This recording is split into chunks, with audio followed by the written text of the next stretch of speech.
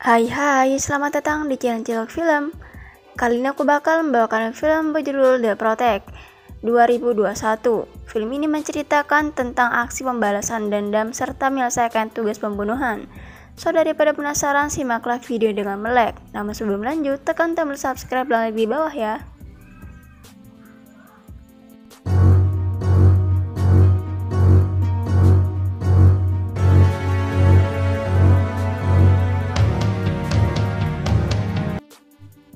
Film dimulai pada tahun 1991, tepatnya di kota Da Nang, Vietnam. Seorang pembunuh bayaran yang sedang memasuki sebuah rumah. Terlihat seseorang telah mengacak-ngacak dan membunuh mereka semua. Di sana, Moody menemukan seorang bocah sedang memegang pistol dan menodongkan ke kepalanya. Namun karena pistol tersebut belum dikokang, maka Moody pun membantunya. Lalu Moody mengajaknya, dirinya akan merawat dan membersihkannya. Tak lupa Moody juga mengambil segepok uang di sana. 30 tahun berlalu, tepatnya di Bukas, Romania. Seorang mafia bernama Ram, ia menghampiri anak buahnya dan menanyakan keberadaan Vale. Namun mereka tak ada yang tahu. Vale sendiri ditangkap oleh sekelompok orang. Mereka meminta 3 juta euro sebagai uang tebusan. Kalau tidak, maka orang tersebut akan menggoroknya. Datanglah salah satu perwakilan pencuri untuk bertemu Ram. Dia adalah anak gadis kecil di awal film tadi. Dirasa aman, Ram pun membawanya ke Pak Bos sekaligus orang tua Vale untuk mengambil uang tebusannya. Di sana Petra sangatlah marah, berani-beraninya penjahat keroto seperti mereka menculik anaknya. Petra menyuruh agar membebaskan anaknya setelah memberikan sejumlah uang yang diinginkan. Namun dengan tegas Anna mengatakan kalau kedatangannya bukan untuk mengambil uang tebusan, melainkan untuk membunuhnya. Lalu ia pun mengeluarkan pisau yang disembunyikan di ponselnya dan menghabisi mereka. Dengan santainya Anna meninggalkan tempat tersebut. Setelah itu Moody dan Anna membuang Vale di pinggir jalan. Adegan berganti ke ibu kota London. Selain berprofesi sebagai pembunuh, ternyata Anna memiliki sebuah toko buku. Toko tersebut menyediakan buku-buku antik yang jarang dimiliki orang. Hari ini adalah hari yang spesial bagi Moody, tepatnya ini adalah hari ulang tahunnya. Anna selaku orang yang paling dekat memberinya sebuah kado. Kado tersebut berisikan sebuah gitar yang mana gitar ini merupakan gitar yang langka. Moody pun mengajaknya ke ruang rahasia. Di sana Moody memberinya hadiah, yaitu gedung tempat dirinya menyewa perpustakaan. Lalu Moody menunjukkan proyek yang telah lama tertunda sudah lama. Moody melacak seseorang bernama Lucasius, namun Moody kehilangan jejaknya saat di Paris 1998. Untuk itu Moody berencananya akan mencarinya kembali. Scene berpindah, Anna mendatangi salah satu temannya. Dirinya meminta agar Benny membantunya menemukan seseorang. Anna menyuruhnya untuk melacak Lucasius, orang yang telah lama dicari Moody. Di toko Anna mendapat seorang pelanggan bernama Michael Rembrandt. Di sana Rembrandt mencari sebuah buku dengan tujuan akan mengadukan ke istri bosnya. Namun buku tersebut sangatlah mustahil ditemukan. Buku itu hanya ada satu di dunia.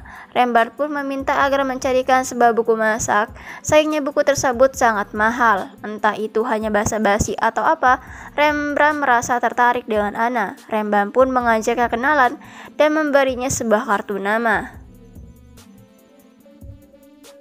Anna kembali bertemu dengan Benny. Benny memberitahukan hasil pencariannya. Menurut sumber yang didapat, Lucasius adalah seorang bocah 18 tahun. Ia tiba di Paris pada 98, namun kembali ke Vietnam pada tahun 99. Lalu Benny pun memberinya sebuah flash disk berisikan data-data Lucasius. Singkat cerita, malam pun tiba. Anna kembali mendatangi kediaman Moody. Tak disangka, rumah dalam kondisi berantakan. Terlihat seorang telah menerobos masuk dan menembaki mereka. Benar saja, Moody ditemukan tewas dengan sejumlah luka tembakan. Segera mungkin Anna meninggalkan tempat itu. Dirinya langsung mendatangi kediaman Benny, namun Benny juga tewas. Setelah itu Anna kembali ke rumahnya. Ia segera mengemasi barang-barangnya. Saat akan keluar, tiba-tiba sekelompok orang menembakinya dengan timah panas.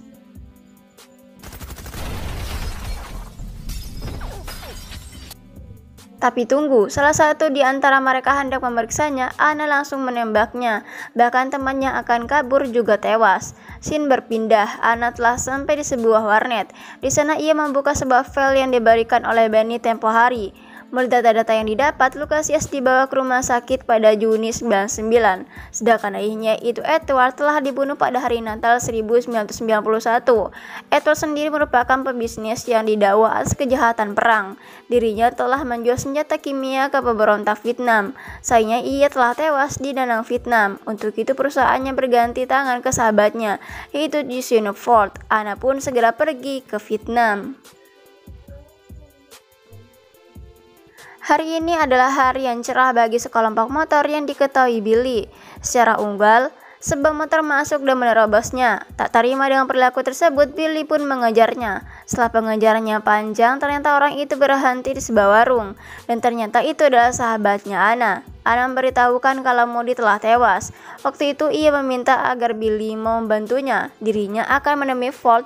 Kemungkinan besar Ford tahu siapa orang yang membunuh Moody, yang mana permintaan tersebut diiyakan oleh Billy. Singkat cerita, malam pun tiba. Ford yang sedang dalam perjalanan tiba-tiba dihadang sekelompok geng motor. Mereka langsung menodongkan senjata ke kepalanya. Setelah itu, disusul wanita tak dikenalnya.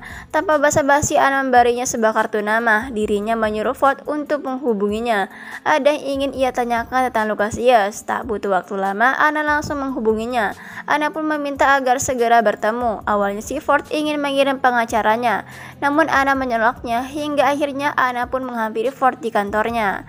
Demi menjaga keamanan, Anna pun melakukan serangkaian prosedur. Takutnya, Anna menyembunyikan sebuah senjata di bajunya. Di sana Anna disambut oleh Ford dan pengacaranya itu Tupet. Anna pun bertanya tentang Lucasius. 3 orang tewas karena mencari informasi tentang dirinya. Anna menganggap kalau Hayeslah yang membunuh Moody. Untuk itu Anna akan menghabisinya. Namun tak disangka Duquette langsung menembak mati Ford. Duquette pun balik menginterogasinya. Siapa dirinya? Siapa yang memperkerjakannya? Anna diam tak berkutik. Untungnya Anna telah menyembunyikan sebuah pisau, di mana pisau itu telah diselipkan pada satu cerutu jauh sebelum itu. Anna telah mengirim 1 kotak cerutu untuk Ford, tapi kepanjangan langsung ambil pisau terbaik dan menyerang Duquette. Lalu Anna kabur dari tempat tersebut. Aksi kejar mengejar pun tak bisa dihindari.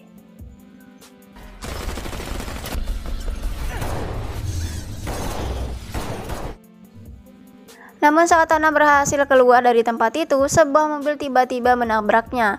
Alhasil Anna tertangkap oleh Duquette dan anak buahnya. Di sana Anna mulai diinterogasi mengapa Moody mencari informasi tentang Lucasius. Sayangnya Anna diam untuk memberitahunya. Akibatnya Anna mendapat siksaan. Untungnya itu semua tak membuat Anna menyerah. Hingga suatu hari datanglah Rembrandt yang ternyata Rembrandt dan Duquette memiliki bos yang sama. Rembrandt pun meminta agar memberitahu semuanya. Satu-satunya jalan keluar dari tempat tersebut hanyalah dirinya. Rembrandt juga meminta maaf atas kematian Moody. Dirinya tak ambil dari bagian penembakan tersebut. Sayangnya Anna telah memilih untuk membungkam mulutnya. Anna enggan untuk memberikan informasi. Setelah kepergian Rembrandt, Duquette secara sengaja menyuruh anak buahnya untuk menghabisi Anna. Untungnya Anna adalah wanita tangguh. Ia berhasil mengalahkan mereka. Tak cukup di situ, Anna juga berhasil kabur dari tempat tersebut.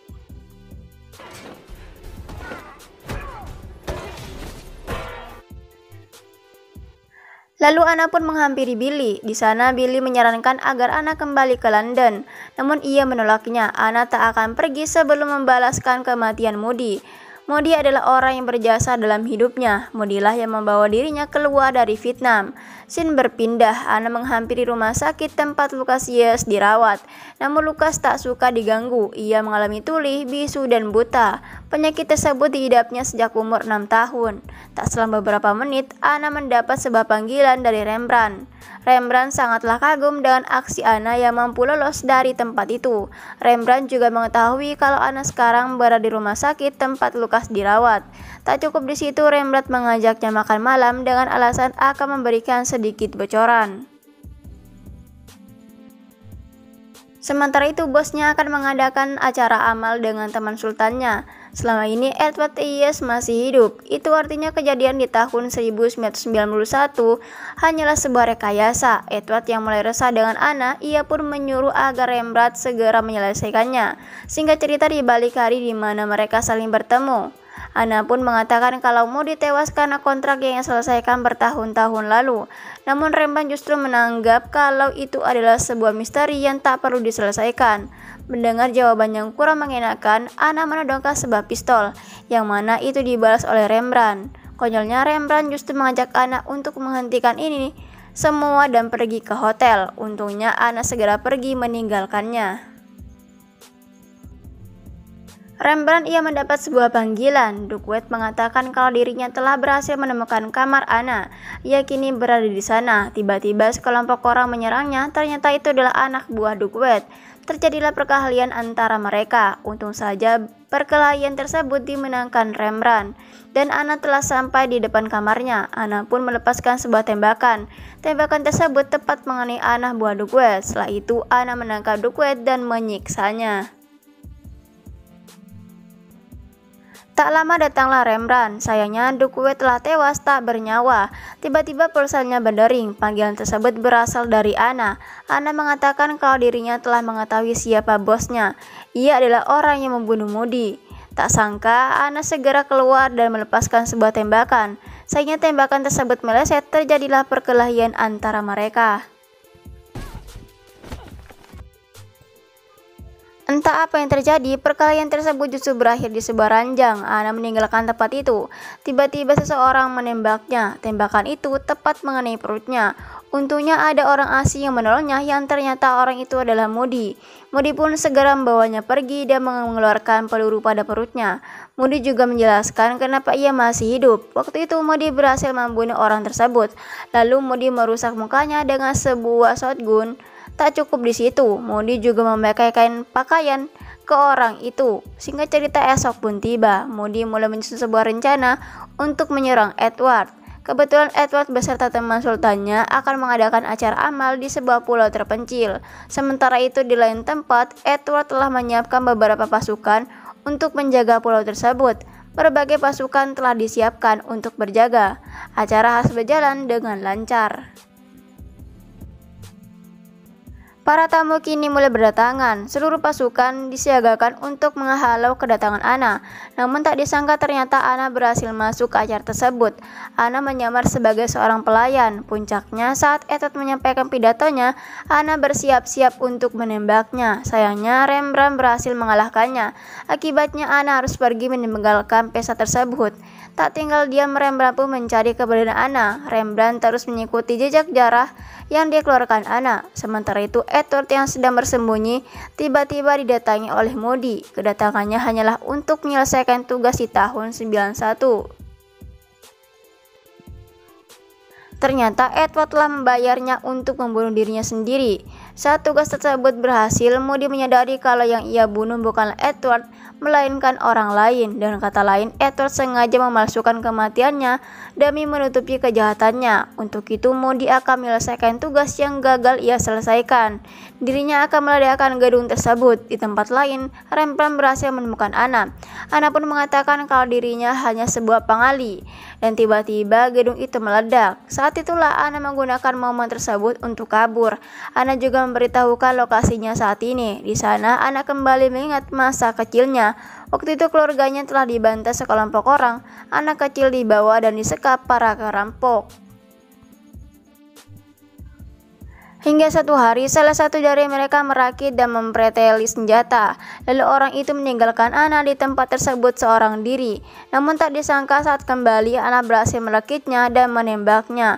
Ana pun membantai semua bandit tersebut.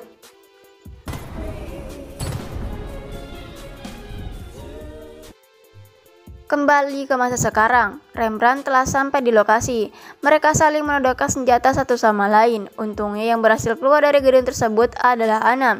Akhirnya Ana selamat dari kejadian naas itu, dan film pun selesai. Dari film ini ada makna yang terkandung yang dapat kita petik, yaitu belajarlah sebisa mungkin. Kalau gagal, menyerah saja.